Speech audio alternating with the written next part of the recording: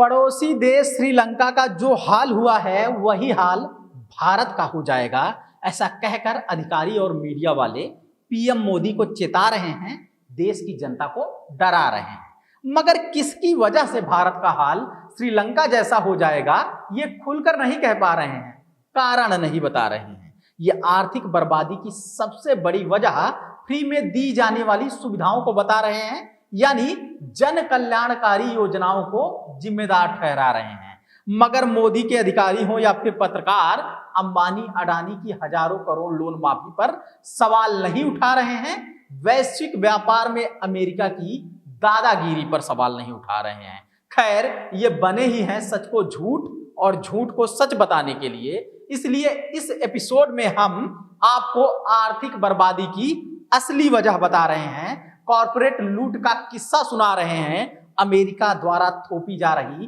पाबंदियों के दुष्परिणाम गिना रहे हैं। क्योंकि अमेरिकी पूंजीवाद की कठपुतली है इस देश की मीडिया, इसलिए चाहकर भी एंकर सच नहीं बता पा रहे हैं। नमस्कार, मैं समर राज बोलता हिंदुस्तान में आपका स्वागत है।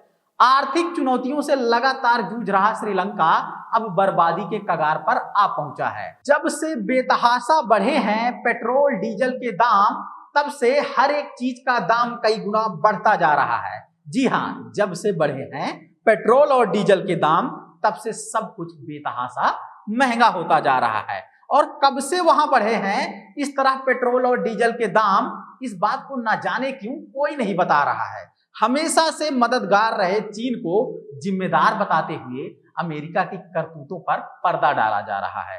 रूस और यूक्रेन में हो रहे युद्ध के नाम पर अमेरिका ने श्रीलंका को रूस से तेल खरीदने के लिए रोका, आखिर इस बात को क्यों नहीं बताया जा रहा है।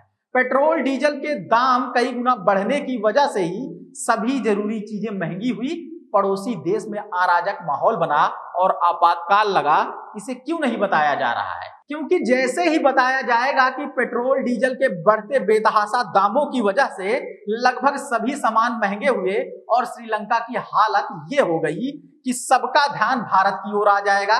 पूछने लगेंगे सब पलट कर नरेंद्र मोदी से सवाल कि आखिर पेट्रोल और डीजल का दाम यहां कब तक बढ़ाया जाएगा।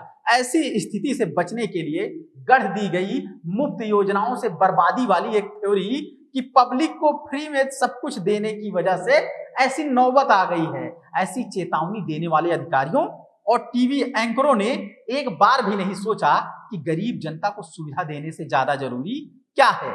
इन्होंने ये भी नहीं बताया कि अमीर उद्योगपतियों की कर्ज माफी से ज्यादा जरूरी ये योजनाएं हैं। अंबानी अडानी जैसे बड़े उद्योगपतियों के हजारों करोड़ रुपए राइट ऑफ कर दिए जा रहे हैं। देश पर एनपीए यानी नॉन परफॉर्मिंग एसेट्स का बोझ कई लाख करोड़ हो जा रहा है। मगर चाटुकार अधिकारियों और दलाल पत्रकारों को इस देश का आम आदमी ही मुफ्तखोर नजर आ रहा है। करोड़ों की आबादी को मिलने वाली कुछ हजार करोड़ की सुविधाओं में इन्हें खोट नजर आ रहा है। हमारा देश सच में बदल गया है। प्रधान सेवक अब राजा बन गया है और उनके मंत्रियों संतरियों द्वारा जनता को मुफ्तखोर बताया जा रहा है, बोझ बताया जा रहा है।